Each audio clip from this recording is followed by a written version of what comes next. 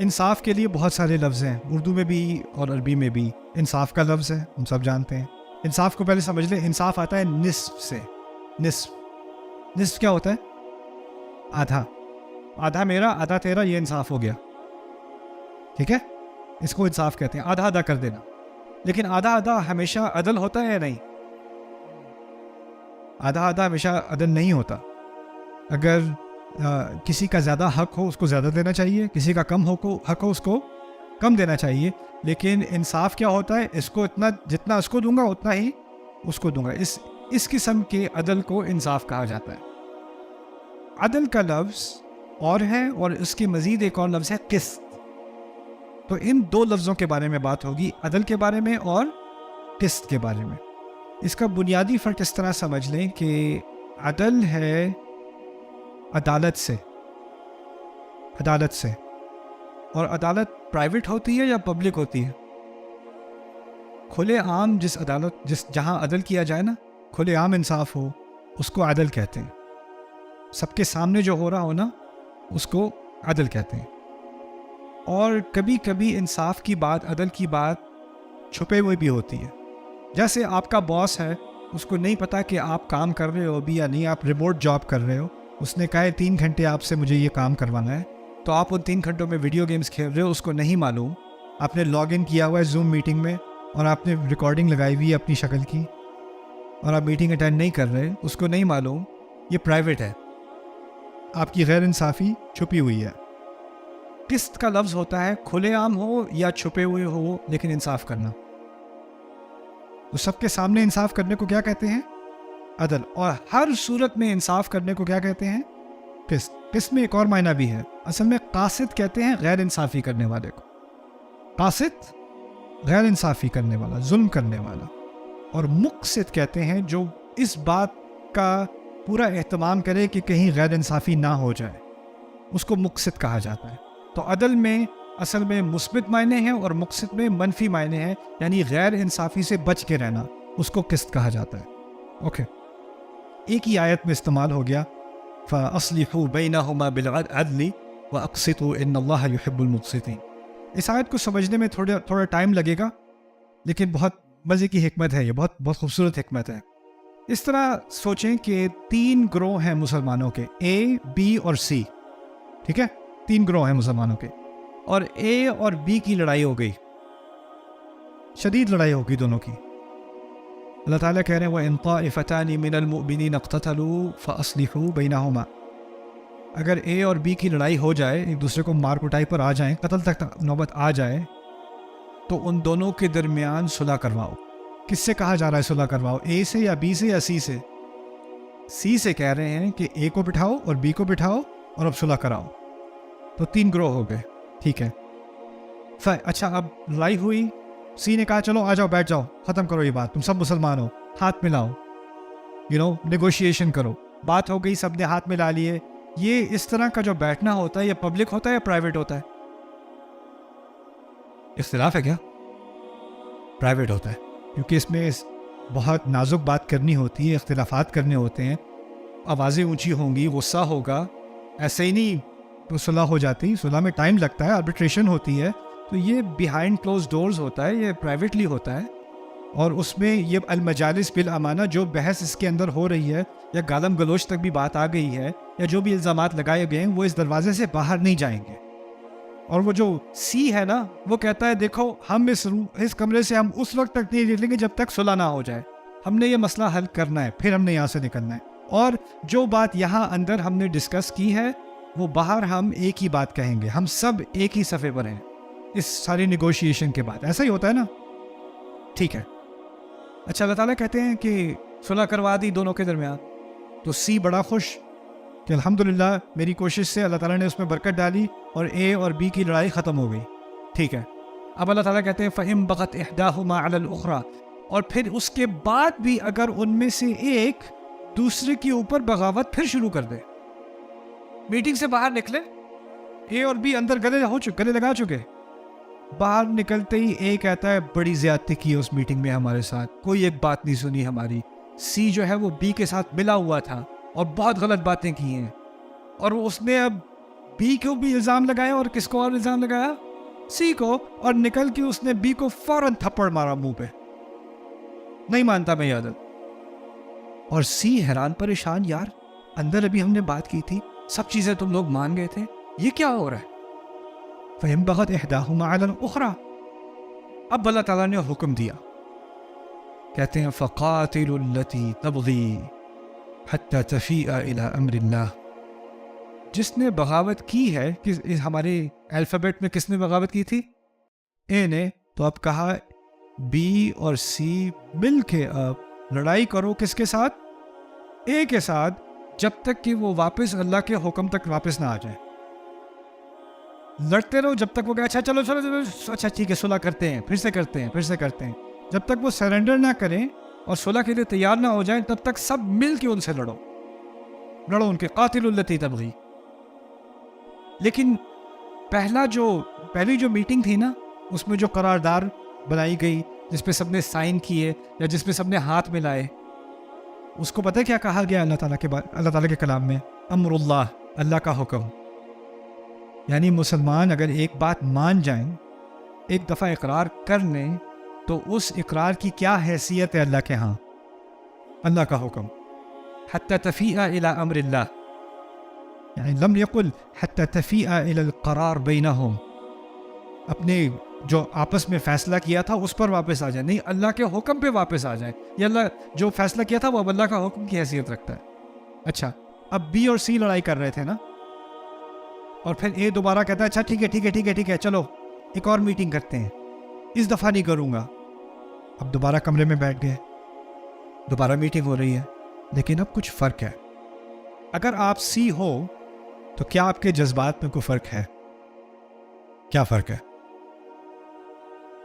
آپ کو ابھی تھوڑا غصہ آیا ہوا ہے کس کے اوپر؟ اے کے اوپر۔ پہلی دفعہ جب آپ میٹنگ میں بیٹھے تھے تو اے اور بی دونوں آپ کے لیے برابر تھے، دوسری دفعہ ابھی 15 منٹ پہلے اس سے آپ لڑ رہے تھے، تو آپ کے جذبات ابھی بھی ہلے ہوئے ہیں کہ نہیں؟ تو کیا عین ممکن ہے کہ اس دفعہ جب آپ فیصلہ کرو گے تو زیادہ امکان ہے کہ آپ کس کے خلاف کرو گے؟ اے کے خلاف۔ اب اللہ تعالیٰ کی ہدایت سننا، کہتے ہیں فَقَاتِلُوا الَّتِي تَبْغِي حَتَّى تَفِيءَ إِلَىٰ أَمْرِ اللَّهِ فَإِنْ فَاءَتْ، اور اگر وہ واپس آ جائے دوبارہ کمرے کے اندر، فَأَصْلِحُوا بَيْنَهُمَا بِالْعَدْلِ، ان کے درمیان اب صلح کرنا عدل کے ساتھ، عدل کے ساتھ۔ شروع میں نے کہا تھا عدل اور قسط میں فرق ہے، کیا فرق ہے؟ عدل کیسے ہوتی ہے؟ کھلے عام ہوتی ہے۔ اس دفعہ دروازہ بند کر کے یہ میٹنگ نہیں ہوگی، اس دفعہ یہ میٹنگ یوٹیوب لائیو پہ ہوگی، اس دفعہ یہ براڈ کاسٹ ہوگی۔ کیوں؟ کیونکہ اس دفعہ جب ہوگی اور یہ باہر آ کر کہیں ہمارے ساتھ تو زیادتی ہوئی، یہ تو ہمارے خلاف تھے، ان کو ہم پہ غصہ تھا، یہ ہوا وہ ہوا، اب وہ سارے بہانوں کا دروازہ بند کیسے؟ کیونکہ اس دفعہ جب آپ کرو گے فیصلہ تو کھلے عام کرو گے، بالعدلی۔ لیکن کھلے عام فیصلہ کرنے کے باوجود کیا ممکن ہے کہ پھر بھی آپ کے دل میں ان کے خلاف کچھ رہے؟ جو کھلے عام تو سامنے نہ آئے لیکن خفیہ طور پہ سامنے آ جائے، پیچھے سے سامنے آ، پیچھے سے اس کا کوئی ظہور ہو جائے۔ تو اللہ تعالیٰ نے بالعدلی پر اکتفا نہیں کیا، وہاں تک بات مکمل نہیں کی، اس کے بعد کہا وَأَقْسِطُوا، اور پھر اس بات کا اہتمام کرنا کہ کھلے عام ہو یا خفیہ ہو، قسط ضرور کرنا۔ قسط کا کیا مطلب ہے؟ کھلے عام یا چھپا کر، یعنی اب کے بعد سے دل میں بات نہیں رکھنی، پیچھے سے سی کو تو غصہ ہے، اب سی اور بی بعد میں خفیہ میٹنگز کر رہے ہیں ایک کے خلاف، اب کیونکہ پرانا والا غصہ یہ قسط کے خلاف ہے۔ وَأَقْسِطُوا إِنَّ اللَّهَ يُحِبُّ الْمُقْسِطِينَ، اللہ تعالیٰ قسط کرنے والوں سے، نا انصافی سے بچنے والوں سے محبت کرتا ہے۔ کیا پیاری حکمت ہے، اور اتنی بڑی عظیم جوڈیشل حکمت، بس دو الفاظ کے اختلاف سے، عدل اور قسط۔ سبحان اللہ، سبحان اللہ۔ میں قرآن پڑھنے سے پہلے میں فلسفی پڑھتا تھا، میرا شوق تھا فلسفی پڑھنے کا، لیگل تھیوری پڑھتا تھا، کمپیریٹیو ریلیجن پڑھتا تھا، کمپیریٹیو لٹریچر پڑھتا تھا۔ جب میں نے قرآن تھوڑی سی عربی سیکھی اور پھر جو الفاظ کی دقت ہے نا، میں اس کورس میں مجھے زیادہ دلچسپی اس لیے بھی تھی، پہلے تو میں نے انگلش میں یہ کورس اس لیے کیا کہ انگلش میں ایسا کوئی مٹیریل تھا نہیں، قرآن کے ترجمے وغیرہ تو اویلیبل ہیں، اس کی کچھ کامنٹریز اویلیبل ہیں، لیکن اس طرح کا کام قرآن پر عربی زبان کے علاوہ اویلیبل نہیں ہے، عام طور پر اویلیبل نہیں ہے۔ اور پھر اب مجھے یہ موٹیویشن ہوئی کہ اردو میں بھی اس کام کو پیش کرنا چاہیے، کیونکہ ہمارے ہاں ماشاءاللہ تفاسیر تو بہت ہیں اور ان سے میں نے بہت فائدہ بھی اٹھایا ہے اردو تفاسیر سے، لیکن اردو تفاسیر اور عرب تفاسیر میں ایک بنیادی فرق ہے، اور جو فائدہ مجھے اردو تفاسیر میں ملتا ہے وہ عرب تفاسیر میں نہیں ملتا، اور جو فائدہ مجھے عرب تفاسیر میں ملتا ہے وہ اردو تفاسیر میں نہیں ملتا۔ اس کے بارے میں ایک کامنٹ آپ کو دے دوں، پھر آپ کو میں اگلی بریک دیتا ہوں۔ وہ یہ ہے کہ ہمارا جو کلچر ہے نا، خاص کر اس خطے کا، یعنی افغان سے لے کے فارسی کلچر سے لے کے ہند کا جو کلچر ہے نا، یہ ایک فلسفی قومیں ہیں، اور یہ ایک ان کی تراث میں، ان کی ہیریٹیج میں فلسفہ ہے، تصوف ہے، مسٹس اسپریچویلٹی ہے، ٹھیک ہے نا، اور پھر میوزک ہے، آرٹ ہے، یہ ان کی ہیریٹیج ہے، ان کی پوری تاریخ ہے، اور یہ ہماری تاریخ کا ہی ایک حصہ ہے اسلام سے پہلے بھی، ٹھیک ہے۔ اسلام جب کسی نئی نسل کے پاس پہنچا نا، تو اس نسل کی پہلے کوئی جینیٹکس تھی، ان کی پہلے ایک طرح کی سوچ تھی، اور اس سوچ اور اس نظریے کے حساب سے جب انہوں نے قرآن کو پڑھنا شروع کیا تو ان کا لینز، ان کی لینز کوئی اور تھی، ان کو وہ چیزیں نظر آئیں جو عرب اپنے کلچر سے نہیں دیکھتے تھے۔ عرب کی ایک خاص لینز ہے، وہ اس لینز سے قرآن کو دیکھتے ہیں۔ فارس کی ایک خاص لینز ہے، اہل فارس خاص لینز سے قرآن کو دیکھتے ہیں۔ افریقی لینز اور ہے، یہاں کی لینز، ہمارے اس خطے کی لینز اور ہے۔ تو میں نے پہلے جائزہ لیا کہ ہماری تفاسیر میں جو فلسفی حکمت ہے نا، میں نے کبھی عربی تفاسیر میں نہیں پڑھی، اور جو اجمالی بات ہماری تفاسیر میں ہوتی ہے میں نے کہیں اور نہیں پڑھی۔ اور جیسے قرآن کی بنیاد پر فکر کی تعمیر کرنا، ایک پوری باقاعدہ محکم فکر کی تعمیر کرنا، وہ عرب تفاسیر میں نہیں ہے۔ اس کو اس طرح سمجھ لیں کہ کوئی ہیلی کاپٹر سے کسی وادی کے اوپر گزر رہا ہو نا، جیسے ہرنو ہے یا ہنزا ویلی ہے، وہ ہیلی کاپٹر سے کوئی گزر رہا ہے تو اس کو پورا منظر نظر آتا ہے، دور سے اس کو ایک پورا ویو نظر آ رہا ہے۔ اردو تفاسیر میں نے یہ پورا ویو مجھے زیادہ نظر آیا، چاہے وہ ابو الکلام آزاد رحمہ اللہ کی بات ہو، یا وہ مولانا مودودی کی ہو، یا پھر ہماری جو اور تفاسیر امین احسن اصلاحی صاحب کی ہوں، یا انوار البیان ہو، اور ہوں جو بھی تفاسیر میں نے اردو میں پڑھی ہیں، ان میں مجھے یہ ایک مشترک چیز نظر آئی۔ لیکن عرب کے ہاں اس طرح سمجھ لیں کہ کوئی وہ کیمراز ہوتے ہیں نا جن میں زوم لینز ہوتی ہے، وہ کوئی ایک پھول پہ جا کے وہ ایسے زوم کرے کہ اس پھول کی باریک ترین شاخیں آپ کو ایک ایک پیٹر کی نظر آئے، پھر وہ اس کی فوٹو کھینچتا ہے۔ تو ایک فوٹوگرافر ہے وہ پوری وادی کی فوٹو کھینچ رہا ہے بہت خوبصورت سی، اور ایک فوٹوگرافر ہے وہ جو ایک ایک پھل کے ایک ایک پتے کی تصویر کھینچ رہا ہے۔ یہ فرق ہے میرے نزدیک عرب تفاسیر میں اور ہماری تفاسیر میں۔ تو یہ کہنا کہ یہ اس سے بہتر ہے یا وہ اس سے بہتر ہے، یہ غلط ہے۔ ان کا کلچر ایسا تھا، وہ ایک ایک باریک چیز پر ان کی نظر ہوتی تھی۔ لیکن اگر آپ ہمیشہ زوم ان کرتے رہو گے نا تو کیا ہوگا، آپ کو اس بات کا خیال نہیں رہے گا کہ آپ کس وادی میں ہو، اور اگر آپ باہر سے وادی کی بات کرتے رہو گے تو کس بات کا لحاظ نہیں رہے گا کہ اس کے اندر کیا کیا چھوٹے چھوٹے موتی، کیا کیا خوبصورت چیزیں پائی جاتی ہیں، جیسے مائکرو ویو، میکرو ویو ہے نا۔ تو میں چاہتا ہوں اب کہ یہ دنیایں ایک دوسرے کے ساتھ ملیں اور ہمیں ان دونوں کا ذائقہ حاصل کرنے کا موقع ملے، خاص کر قرآن کے حساب سے۔ تو اب اس سیمینار میں ابھی تک آپ نے نوٹ کیا ہوگا، ہم ایک مائکرو ویو لے رہے ہیں، ایک لفظ پہ فوکس کر رہے ہیں، ایک چھوٹے سے تقابل پہ فوکس کر رہے ہیں، کیونکہ اس پر انہوں نے بہت اہتمام کیا، بہت زیادہ فوکس کیا، اور اس سے میرے نزدیک تو اس میں بہت حکمت ہے، بہت فائدہ ہے، اور اس کو میں ہائی لائٹ کرنا چاہ رہا ہوں۔ اوکے، اعوذ باللہ من الشیطان الرجیم۔ وَإِلَى مَدْيَنَ أَخَاهُمْ شُعَيْبًا، مدین کی طرف ان کا بھائی شعیب، ان کے بھائی شعیب کو بھیجا گیا۔ کبھی کبھار قرآن نے انبیاء کے بارے میں جب ان کی قوم کی طرف بھیجا گیا تھا تو بھائی کا لفظ استعمال کیا ہے، اور سورۃ الشعراء میں خاص کر اذ قال لهم اخوهم نوح، جب نوح ان کے بھائی نے ان سے کہا، پھر اس کے بعد وَإِذْ قَالَ لَهُمْ أَخُوهُمْ ہود، ان کے بھائی ہود نے ان سے کہا، اذ قال لهم اخوهم صالح، ان کے بھائی صالح نے ان سے کہا، اذ قال لهم اخوهم لوط، ان کے بھائی لوط نے ان سے کہا۔ سورۃ الشعراء میں بار بار بھائی بھائی بھائی اور بھائی کا ذکر ہے، لیکن شعیب کے بارے میں کہا اذ قال لهم شعیب، جب شعیب نے ان سے کہا، کیا چیز نکال دی؟ بھائی کا ذکر نکال دیا۔ عجیب بات یہ کہ شعیب علیہ السلام کو 2 قوموں کی طرف بھیجا گیا تھا، ایک ہے مدین اور ایک ہے اصحاب الایکہ، اور مدین کی قوم سے وہ تھے لیکن اصحاب الایکہ سے وہ نہیں تھے۔ تو ایک مقام پر اور مقام پر شروع میں آپ دیکھیں گے سورۃ الاعراف میں، ہود میں، عنکبوت میں، اللہ تعالیٰ کہہ رہے ہیں ہم نے ان کو مدین کو ان کے بھائی شعیب سے، اور مدین کی طرف ان کا بھائی شعیب بھیجا، الی مدین اخاہم شعیبا۔ لیکن جہاں ایک مقام پر اصحاب الایکہ کا ذکر آیا، کیونکہ وہ اوریجنلی اصحاب الایکہ سے نہیں ہیں، تو وہاں باریک دقت الاستعمال، وہاں سے اخوہم نکال کے اذ قال لهم شعیب الا تتقون۔ یہ چیزیں لگتی تو بہت آسان سی آبزرویشنز ہیں، لیکن اگر آپ سوچیں ذرا کہ بار بار میں اس کو دہراتا ہوں کیونکہ اس کو ذہن میں رکھنا مشکل ہو جاتا ہے۔ قرآن ہمارے لیے کتاب ہے، لیکن جب قرآن نازل ہوا تھا تو وہ کتاب نہیں تھا، کلام تھا۔ اور کلام کے بارے میں کچھ چیزیں میں نے شروع میں مجھے کہنی چاہیے تھی، میں کہہ نہیں سکا، ابھی میں آپ کے سامنے پیش کر دوں تاکہ ان چیزوں کا آپ کو احساس ہو کہ ہم کیا چیز سیکھ رہے ہیں۔ ابھی بات کرنے میں اور کتاب لکھنے میں، بات کرنے میں اور لکھنے میں بہت فرق ہے۔ لکھنے میں انسان کو سوچ کے ایک جملہ پورا مرتب کرنا ہوتا ہے، اور مرتب کرنے کے بعد وہ یہ بھی سوچ سکتا ہے کہ یہ لفظ صحیح نہیں، اس کی جگہ میں کون لفظ لکھ دوں۔ یا ہو سکتا ہے آپ نے ایک پورا پیراگراف لکھا، پورا مضمون لکھا، اور بعد میں دوبارہ اس کو پڑھا اور خیال آیا کہ 1-2 جملے ایک ہی بات کر رہے ہیں، ان کو میں جمع کر کے مختصر تر انداز میں ان کو ایک ہی بنا دوں۔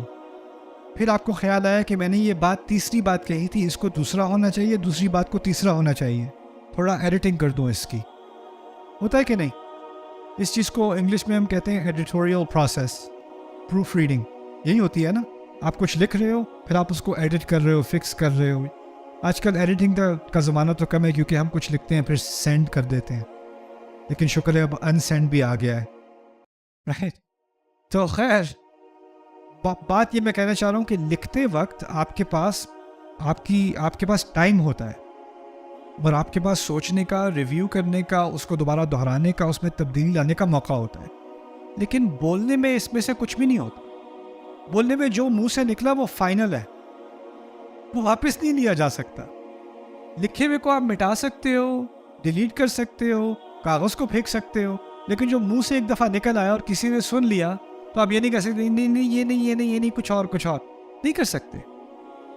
قرآن جب نازل ہوا اور دنیا میں پھیلا، اور عرب میں جو پھیلا، قریش میں جو پھیلا، وہ کتاب کے ذریعے سے نہیں، کلام کے ذریعے سے پھیلا۔ تو رسول صلی اللہ علیہ وسلم ایک دفعہ جو بات کہہ دیں اس میں اب تبدیلی کی کوئی گنجائش نہیں ہے، اور وہ جیسے ہی کہتے ہیں لوگ یاد کر لیتے ہیں، اور پھر یاد کر کے اوروں کو سناتے ہیں، پھر وہ یاد کر لیتے ہیں۔ تو اگر ایک صورت میں بھی ایک لفظ یہاں میرے سے اخوہم رہ گیا، یہاں اخوہم ہونا چاہیے تھا، ٹو لیٹ، اس کی کوئی گنجائش نہیں ہے۔ اور اب ہم 1500 سال بعد وہی اسی کلام کو، جو کلام تھا، اس کو ہم کتابی شکل میں دیکھ کے اب ہم ایک باریک لفظ کی دقت کے بارے میں بحث کرنے کہ یہ لفظ یہاں پر ہے اور یہ لفظ یہاں پر ایسے ہے، تو حیرانگی ہوتی ہے کہ انسان کی صلاحیت میں جو بات کرنا ہوتا ہے نا، اس میں اتنے لیول کا لحاظ رکھنا کہ یہاں پر یہ لفظ ہونا چاہیے، یہاں پر یہ لفظ ہونا چاہیے، یہ ہمارے لیے ممکن نہیں ہے۔ اور جیسے جیسے ہم اس سیمینار سے گزریں گے، خاص کر اس سیکشن میں اور اس سے اگلے سیکشن میں 4 اور 5 میں، خاص کر یہ بات آپ پر بہت زیادہ واضح ہو جائے گی کہ یہ انسانی صلاحیت سے بہت آگے کی چیز ہے، یہ ممکن نہیں ہے۔ اچھا، اب اس میں بائی دا وے، کیونکہ مغربی تہذیب ہے، اس میں بھی اسلام بہت پڑھا جاتا ہے۔ یونیورسٹیز میں، ہارورڈ میں اسلام پڑھا جاتا ہے، بoston میں پڑھا جا رہا ہے، یونیورسٹی آف شکاگو میں پڑھا جا رہا ہے، آکسفورڈ میں اسلام پہ PhD ہوتی ہے، مستشرقین انہیں کہتے ہیں، اورینٹلسٹ نا۔ تو وہ ایمان کے نقطۂ نظر سے اسلام کو نہیں پڑھتے، ان کا وہ خدا کو نہیں مانتے، کیونکہ وہ PhD تھیسس کر رہے ہیں، تو ان کا نظریہ یہ ہوتا ہے کہ یہ ایک تاریخی فنامنا ہے، اور اس کو ہم کسی طرح سے بیان کریں کہ یہ کیسے ہوا، اسلام، قرآن کیا ہے، کہاں سے آیا۔ تو مختلف قسم کے وہ تھیسس پیش کرتے ہیں۔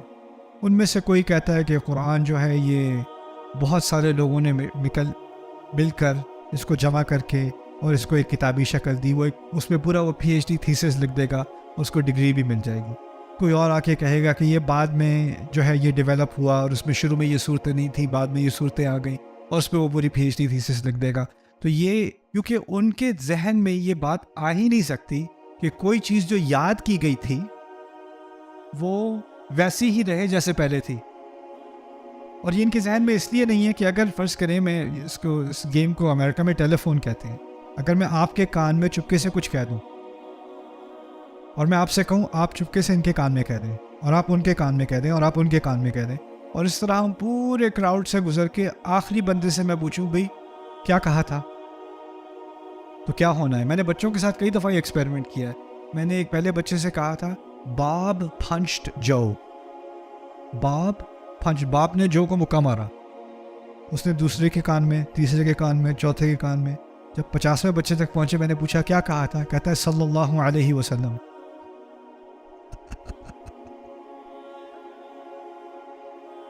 مقصد کہنے کا یہ ہے کہ جب انسان بات کرتا ہے اور بات کے ذریعے سے چیز پھیلتی ہے نا، تو اس میں کیونکہ ہمارا جو حافظہ ہے وہ انسانی حافظہ، اس میں کمزوری آ سکتی ہے. شاید مجھے کوئی بات یاد نہیں رہی، شاید مجھے کوئی لفظ یاد نہیں رہا، ہو سکتا ہے، تو اس میں غلطی کا امکان زیادہ ہے. اگر کوئی چیز لکھ لے، وہ لکھی ہوئی چیز مجھے مل جائے، تو اس میں جو پرانی اصل بات تھی اس کا ریکارڈ زیادہ قابل قبول ہے، وہ زیادہ ریلائبل ہے، قابل اعتماد ہے، کیونکہ وہ لکھا ہوا ہے. اور جو بات زبانی کہی گئی ہے وہ قابل اعتماد کم ہے. اور ہمارا جو دین ہے، قرآن خاص کر، اس کی اصل میں کتابت نہیں ہے. ٹھیک ہے، وہ مرتب ہوا ہے کتابی شکل میں اور اس کو جمع کیا گیا اور مصحف بنائی گئی، لیکن مصحف تو ایک آدھ تھی، یا پورے ایک گاؤں میں، پورے ایک شہر میں ایک آدھ مصحف آپ کو ملے گی. لیکن ہزاروں کی تعداد میں صحابہ قرآن کو یاد کر چکے، اوروں کو یاد کرا رہے ہیں، پھر وہ اور یاد کرا رہے ہیں. ان ساروں کے پاس مصحف نہیں ہے، قرآن کی ایک کاپی نہیں ہے ان کے پاس، وہ دل سے یاد کر رہے ہیں، اور وہ پھیل رہا ہے اور پھیل رہا ہے اور پھیل رہا ہے اور پھیل رہا ہے. جو چیز زبانی یاد کر کے پھیلائی جاتی ہے، اس میں تغییر کا اور اس میں حافظے کی کمزوری کی وجہ سے اونچ نیچ کا امکان زیادہ ہے یا کم ہے؟ زیادہ ہے. اور جتنا وہ پھیلے گا کتنا امکان ہے کہ اور تغییرات ہوں گی. اور یعنی ان کے پاس اس صورت میں یہ لفظ تھا یا یہ لفظ تھا، یہ صورت پہلی تھی یا یہ صورت بعد میں تھی، یہ یاد یہاں پہ تھی وہاں پہ تھی. اس کا امکان بڑھتا چلا جائے گا، جتنے اور لوگ حفظ کریں گے اتنا ہی اس کا امکان بڑھتا چلا جائے گا. اور یہی مغربی ذہن کا ایک خاکہ ہے کہ تاریخ جو ہے نا، جو ریلائبل تاریخ ہے، جس تاریخ پہ ہم اعتماد کر سکتے ہیں کہ یہ واقعی اس وقت کی چیز ہے، وہ لکھی ہونی چاہیے. کیونکہ انسان کے محافظے کا اس کے حفظ کا کوئی اعتبار نہیں. یہ ان کی ذہنیت ہے. اب انہوں نے سائنس کا بھی اس میں استعمال کرنا شروع کر دیا ہے. ہو سکتا ہے ان کو پرانا کوئی نسخہ مل جائے قرآن کا، یا جیسے وہ یمن میں ان کو ایک ملا، تو انہوں نے اس کی وہ کاربن ڈیٹنگ کرتے ہیں، یعنی اینالائز کرتے ہیں کہ یہ کس سال کا ہے، کتنا پرانا ہے. یہ اس کی کیمیائی اس کا انالیسس کر کے وہ نکال لیتے ہیں یہ 8 صدی پرانا ہے، یا 12 صدی پرانا ہے، یا 1000 سال پرانا ہے. وہ اس کو اب اس کا تجزیہ وہ کر سکتے ہیں. اس کی وجہ سے اب جب وہ قرآن کے پاس آتے ہیں تو یہ کہتے ہیں یہ تو اس کے جو نسخے ہمیں ملتے ہیں، وہ تو مجھے ایک نسخہ کہیں یمن میں کسی پتھر کے نیچے مل گیا، کوئی پرانا، کوئی وہاں پہ مل گیا، کوئی وہاں پہ مل گیا، لیکن اصل کیا ہوگا کوئی نہیں کہہ سکتا. میرے ذہن میں یہ جو سوال تھا، میں نے بہت سارے مستشرقین سے پوچھا، کسی کے پاس اس کا جواب نہیں ہے. آپ کے نظریے کے مطابق تو 1 سال کے اندر ہی لاکھوں قرآن ہونے چاہیے تھے. ایک نہیں، لاکھوں. کیونکہ اگر لاکھوں لوگوں نے یاد کیا ہے اور ہر ایک کے حفظ میں کوئی نہ کوئی ادھر ادھر خلل ہے، تو اس کو کچھ اور یاد ہوگا، اس کو کچھ اور یاد ہوگا. اور اس وقت تو ایسے نہیں، ہم سمجھتے نا خلافت کی حکومت جو ہے اس کا بڑا کنٹرول تھا. ایسے تھوڑی ہے کہ وہ فون اٹھائے اور کہا ہے اس نے کیا یاد کیا ہے، یا کیمرہ آن کرو. وہ تو ہزاروں میل کے فاصلے پر ہیں، وہ کیسے کنٹرول کر سکتے ہیں کون کس کو کیا سکھا رہا ہے. یہ تو اب ایک قدرتی طور پہ قرآن جلدی پھیل رہا ہے. ایک کتاب کا لکھنا بھی اس زمانے میں کتنے درخت کاٹنے پڑیں گے، درختوں سے کتنی دیر لگے گی اس کو کاغذ بنانے میں، پھر کتنی لگے گی سیاہی، اور کتنے صلاحیت رکھتے ہیں لکھنے میں. پرنٹنگ میں اتنی دیر لگتی ہے، لکھنے میں کتنی دیر لگے گی، اور اس سے کہیں تیزی سے قرآن زبانی پھیل رہا ہے نا. اور اب وہ زمانہ، اور اب 1500 سال ہو گیا، اس وقت تک تو قرآن کی کروڑوں کاپیاں ہونی چاہیے تھیں جن میں ہر ایک میں فرق ہو. ان کے نظریے کے مطابق اور پھر سوال یہ پیدا ہوتا ہے، میں نے یہ بات میں ٹیکسس میں کی تھی، میں ٹیکسس میں تھا تو کچھ عیسائی حضرات بھی آئے ہوئے تھے، تو میں نے کہا ایسا کرتے ہیں، ایک ایکسپیریمنٹ کرتے ہیں. ایک ایکسپیریمنٹ یہ کرتے ہیں کہ اگر فرض کریں کہ انٹرنیٹ ختم، لائبریریز تمام کی تمام بند، کسی کتاب کا کسی کو ایکسیس نہیں ہے، سب غائب، اور اب میں یہاں اس شہر کے رہنے والوں سے کہوں آپ بائبل کو دوبارہ سے ریپروڈیوس کریں، اس شہر کے رہنے والوں. چلیں تھوڑی آسان کر دیتا ہوں آپ کے لیے، میں پورے امریکہ کے خطے کو جمع کر کے کہتا ہوں آپ پورے امریکہ کے سارے شہروں کو لے لیں، سارے اسٹیٹس کو لے لیں، چلیں کینیڈا کو بھی جمع کر لیں، میکسیکو کو بھی جمع کر لیں، آپ پوری بائبل کو دوبارہ ریپروڈیوس کریں. اور پھر میں ایک اور چیلنج دیتا ہوں، جو یونائٹڈ اسٹیٹس کانسٹیٹیوشن ہے نا، اس کو بھی اب دوبارہ لفظ بہ لفظ ریپروڈیوس کریں. اور میں کہتا ہوں مجھے سینکڑوں میل نہیں چاہیے، مجھے 1 میل کا فاصلہ چاہیے، آدھا میل کر لیں، چلیں ربع میل کر لیں، اس مسجد کا ربع میل. اور ہمارا پروجیکٹ یہ ہے، ہم نے قرآن کو دوبارہ ریپروڈیوس کرنا ہے. آپ اندازہ لگا سکتے ہیں کہ اللہ تعالیٰ نے کیسے اس قرآن کی حفاظت کی ہے. سبحان اللہ، العجیب من القرآن. اسی لیے قرآن نے جب کہا نا کہ قرآن کی حفاظت کی گئی ہے تو لفظ استعمال ہوا ہے انا نحن نزلنا الذکر.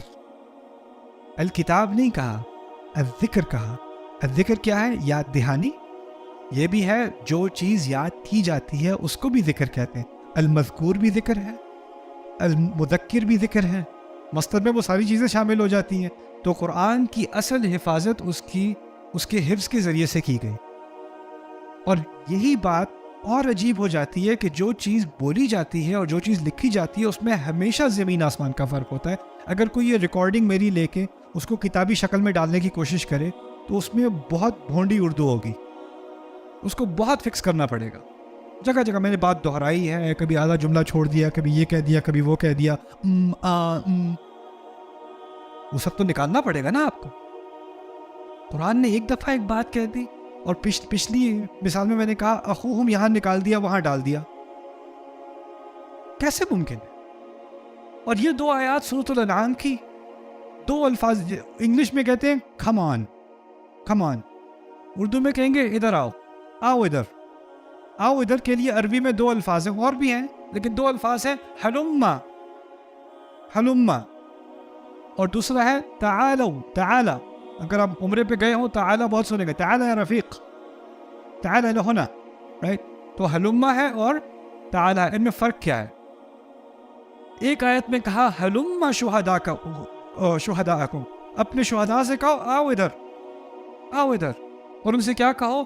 الذین یشہدون ان اللہ حرم ھذا، اپنے ان گواہوں کو بلاؤ جو کہتے ہیں کہ اللہ نے یہ چیز حرام کی ہے، بلاؤ ان کو، ان سے کہو آؤ ادھر. اور آؤ ادھر کے لیے کیا لفظ استعمال کیا؟ حلما.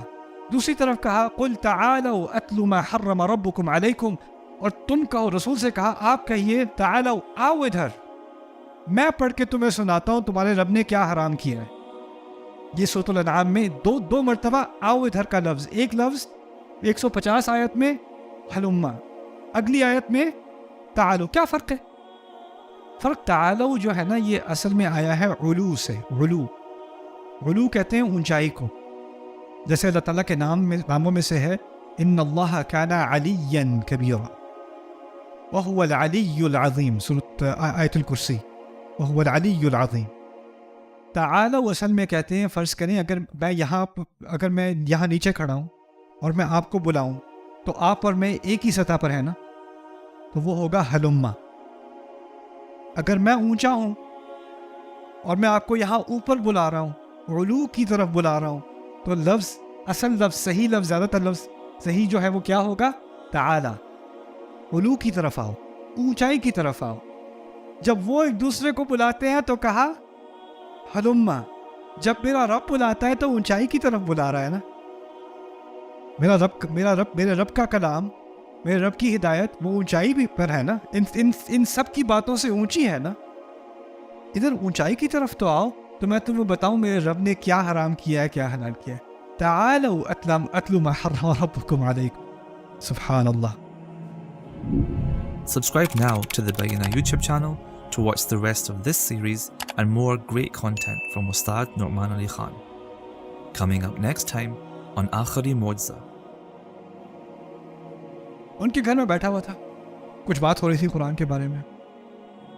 अपना वो रेस्पिरेशन उठा के कहते हैं नौमान, उर्दू में बताता हूँ, अब मुझे आके कुछ समझ आ रहा है, थोड़ा थोड़ा कुरान. मैं वहाँ बैठा सोफे पे पिघलना शुरू हो गया. इंसान इसने 80 साल अपनी ज़िंदगी के कुरान पढ़ने में लगा दिया, अब कह रहे हैं अब मुझे थोड़ा थोड़ा कुरान समझ में आना शुरू हो गया है. सुभान अल्लाह, सुभान अल्लाह.